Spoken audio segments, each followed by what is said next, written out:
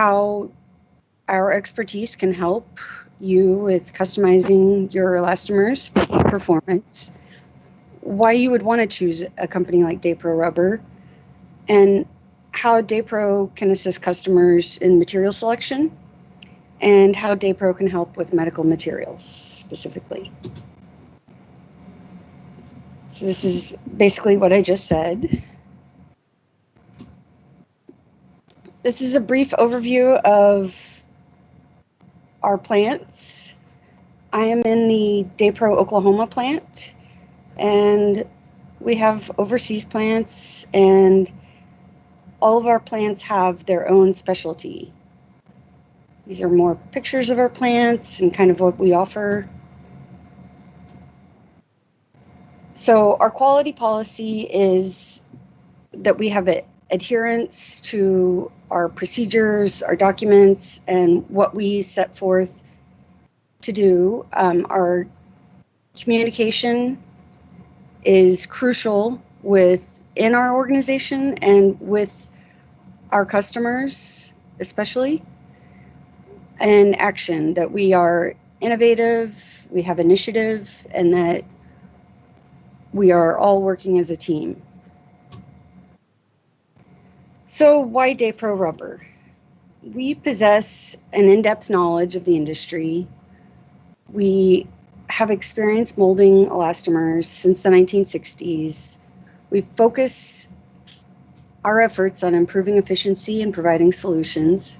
And we have world-class customer service, which includes mold construction, laboratory testing, engineering design, compound development, and quality assurance. All this to say that whatever you create, we have the capability, knowledge, and experience to be your molding partner. These are some more capabilities that DaPro Rubber has.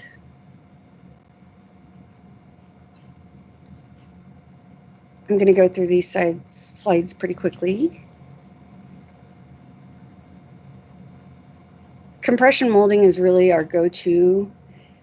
We have extremely tight tolerancing, which is what makes us a precision molder. And it also, we can make virtually flash-free parts, which gives us consistently high-quality parts. So one of the reasons you would want to choose DaPro is that we have our own in-house compounding and mixing capabilities. We have 3 chemists that display over 70 years of experience. We can optimize preforms that can play a key part in producing quality parts. So this is our molding process. We use raw ingredients to mix a compound that is mixed by our mill room.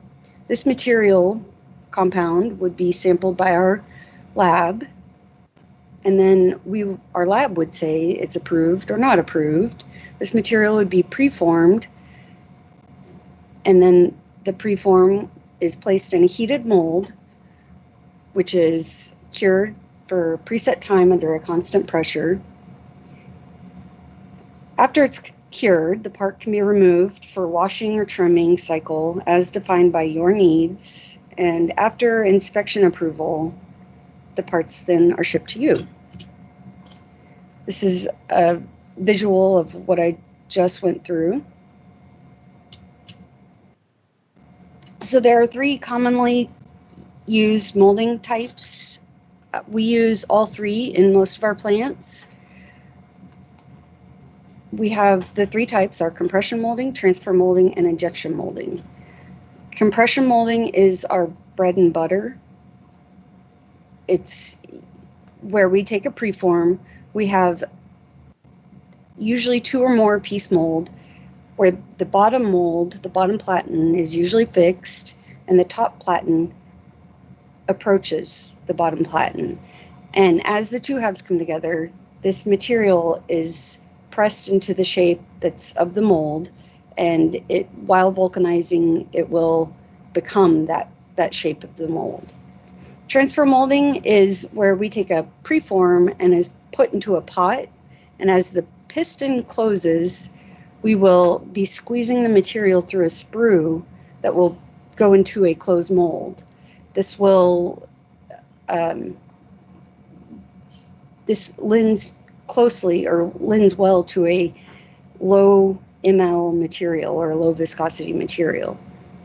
Injection molding material is either pumped or injected into a closed mold, transferred by means of a screw or a extruder into the mold.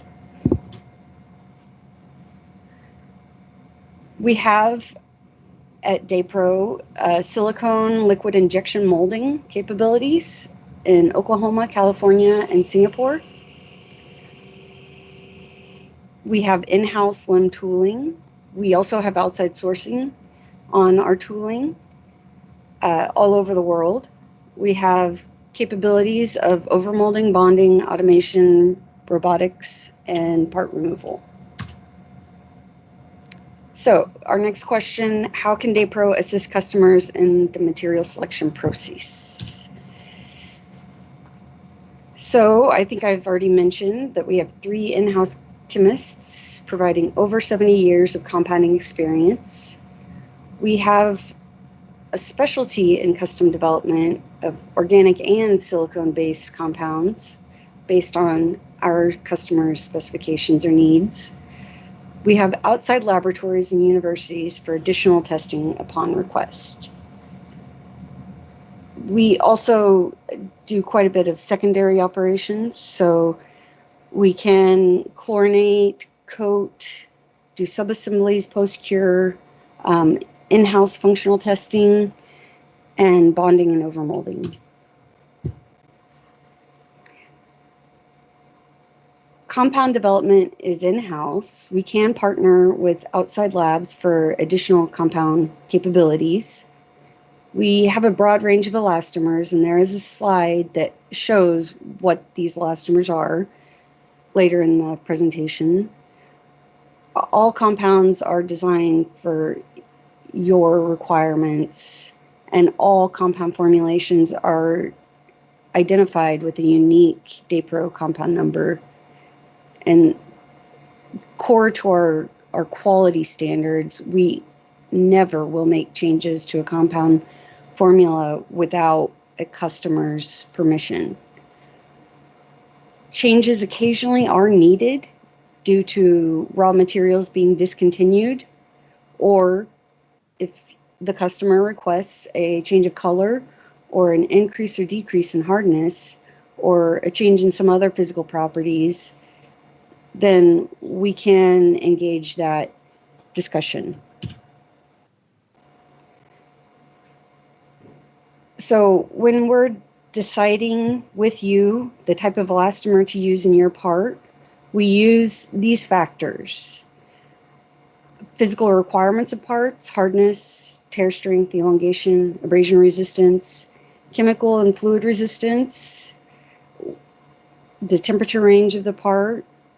We use low range or high range, extreme temperature or low temperature usage, oxygen or ozone resistance if needed, food contact requirements, medical, electrical properties. We have in-house testing in both our Broken Arrow facility and our Singapore facility and our California facility.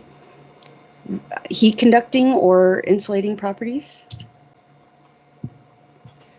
So there are 3 things that we control in molding. That's the mold, the process, and the rubber formula. The most important is the rubber formula. In selecting a compound or a formula for a customer, the 3 main criteria in order of importance are the customer's requirements, the processability, and the cost. Now, the customer's requirements are for the customer, obviously. The processability is for us in making a quality part consistently, and the cost is for the both of us. The compound selection process continued We look at customer or standards. Is it ASTM, ISO, whatever specification? The function of the part, which we already discussed, is there a required tear strength, a required modulus, abrasion resistance, is it conductive or insulative? So all these are considerations. Annual monthly usage, is it overmolded? What color and how close to a specific color do you need to be? Surface coatings or secondary ops, are they required or desired? So this is a slide I was mentioning that has base elastomers that are available.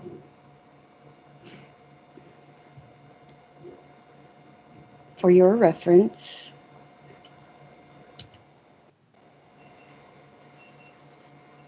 So this is just a reference also of our process for developing compounds.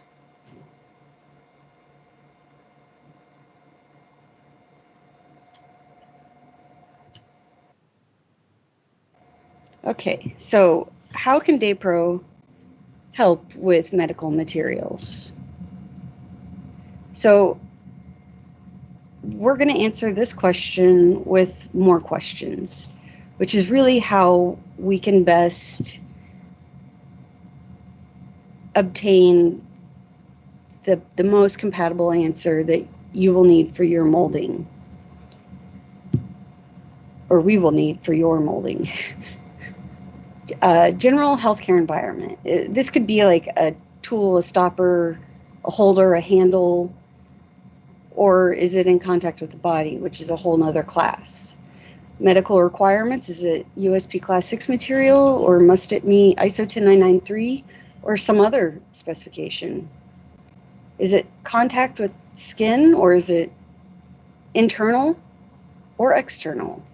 Is it an implantable grade, meaning is it going to be inside the body for greater than 29 days, or is it temporary or for less than 29 days? Is there going to be contact with blood or body fluids?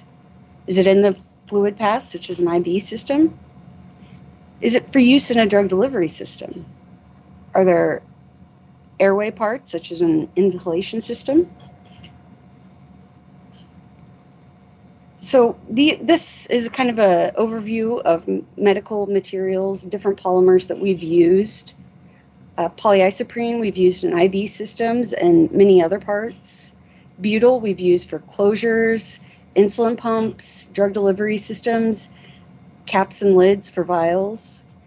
EPDM, nitrile, silicone, urethane compounds across the board all pass Class 6 cytotoxicity testing.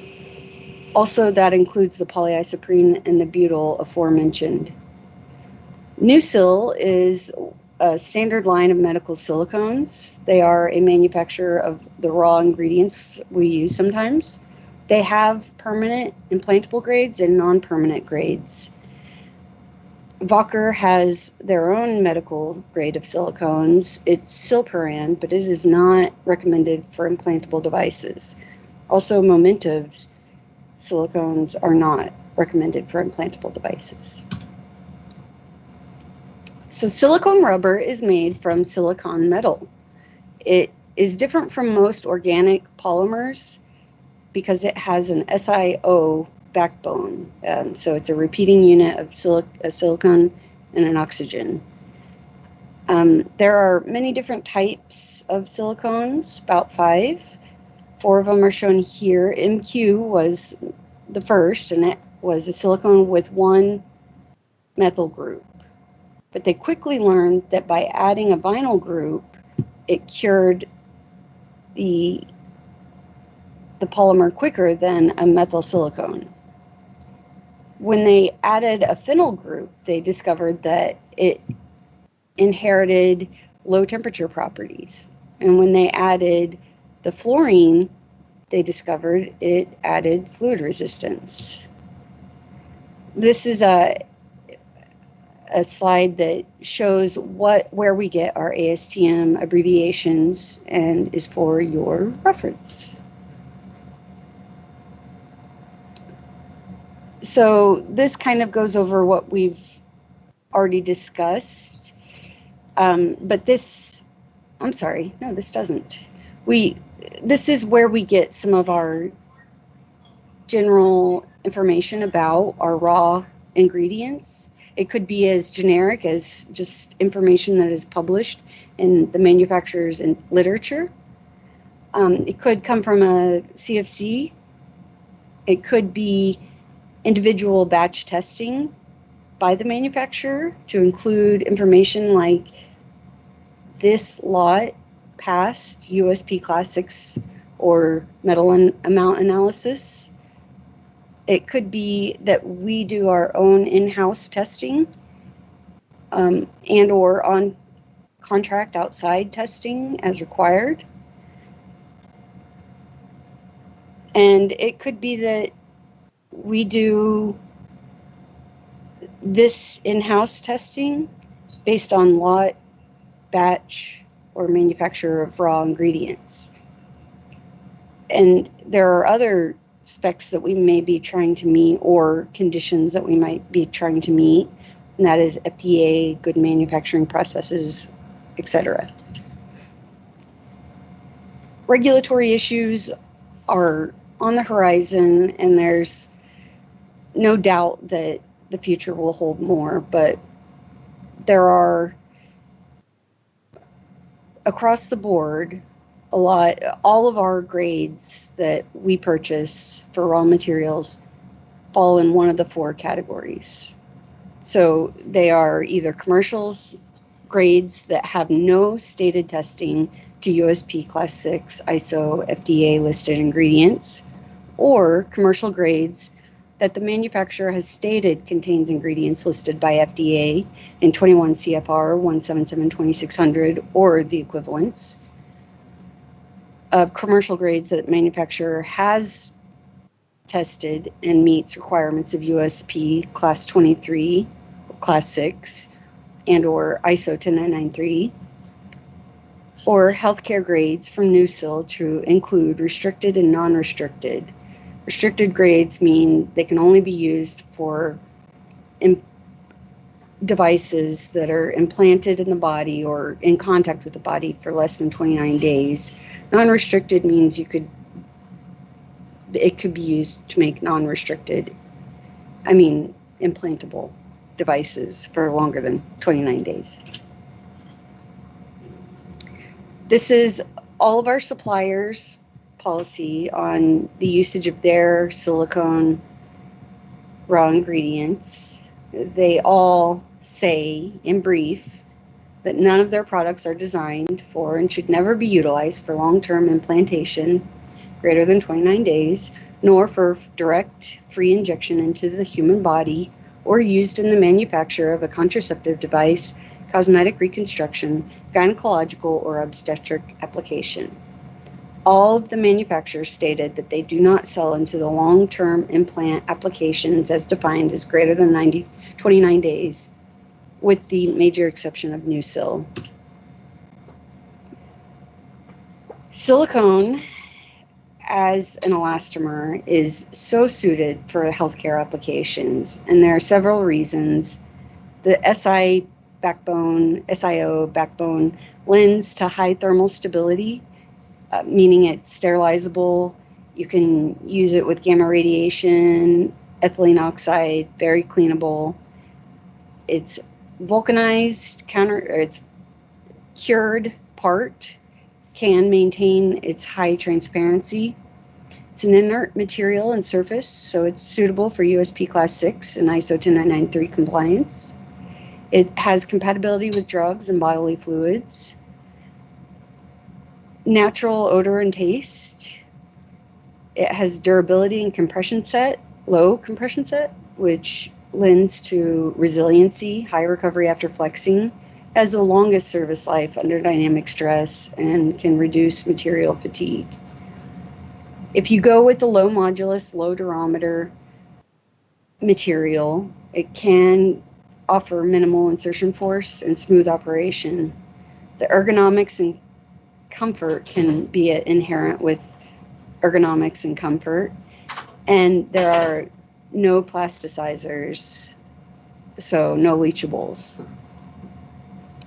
The ease of fabrication lends itself to design versatility and low tolerancing, and processability. Also, it's easily pigmented. This is another slide showing some of what our raw ingredient supplier has done with their silicones, including we have done.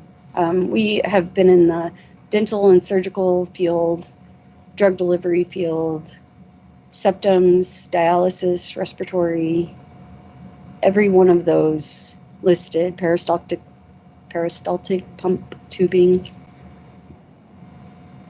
So we've already kind of gone over some of these suppliers, but NuSil is the only one that has a standard line of medical silicones in the permanent grades, that is the implantable for greater than 29 days. They also have a drug delivery line of silicones. Wacker has their own line of non-permanent grades, Silperan. Dow Corning has Silastic. Momentive has Tufel. They also have antimicrobial silicones. And Elchem or Ron Poulenc or Blue Star, they have Silbione.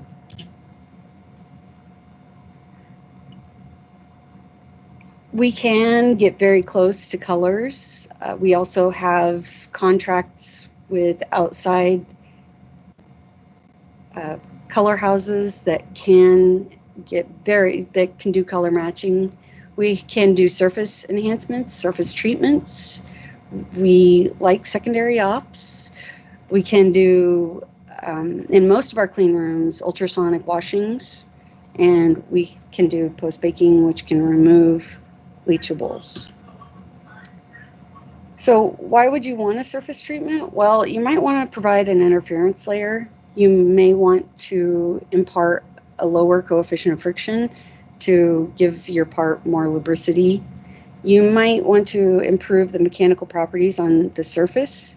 You may want chemical properties, a better surface barrier for fluid resistance or gas permeability. So there are two major categories. They are of surface treatments. They are surface coatings and surface modifications.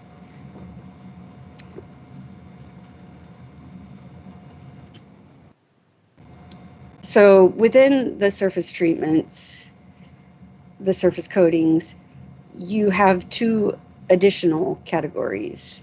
That's a wet surface coating and a dry surface coating. The wet surface coating is oils or powders, graphite, mica, greases. The dry surface coatings could be Teflon, Silcoat, Parylene, Hydrosil, Hydreosilk, Hydac, Lubricoat, or biopolymers. So the modification, surface modification techniques, chlorination, which we do in-house in many of our plants, it can provide a more slippery surface or lower coefficient of friction. For automation, we use that for automation in-house for our automated inspection machines. We also have some customers who prefer that for their automated assembly machines at their plants. IBAD is ion beam assisted deposition. Plasma is similar to that. And we have other techniques to change your surface. That is your choice of polymer or your choice of silicone cure system. For instance, platinum versus peroxide. A platinum cure system can impart a lower coefficient of friction rather than a peroxide, which has a higher coefficient of friction. Also, Wacker has their own series of low coefficient of friction Silperans in the 6600 series. We also have various bloom types and self-bleeding types. I'm going to go through our molding capabilities pretty quickly,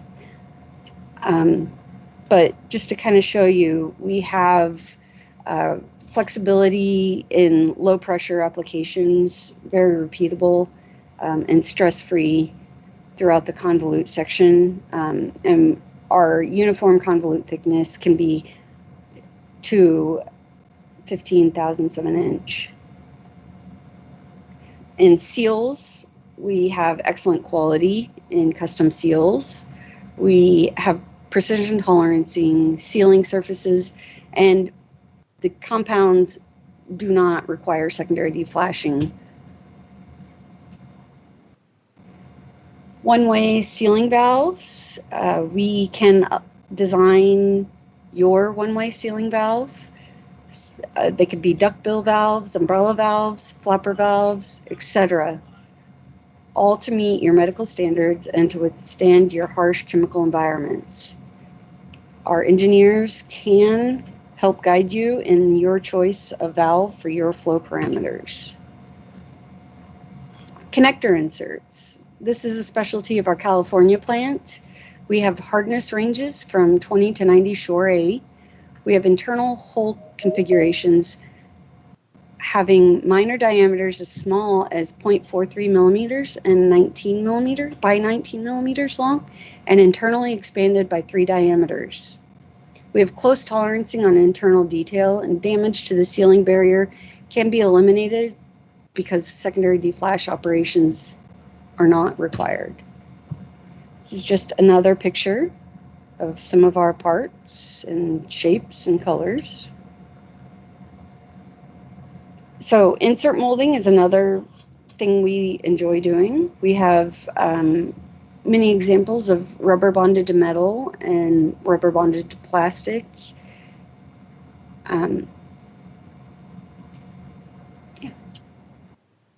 So plastic components. This is a specialty of our Northeast plant, which is in Newburyport, Massachusetts.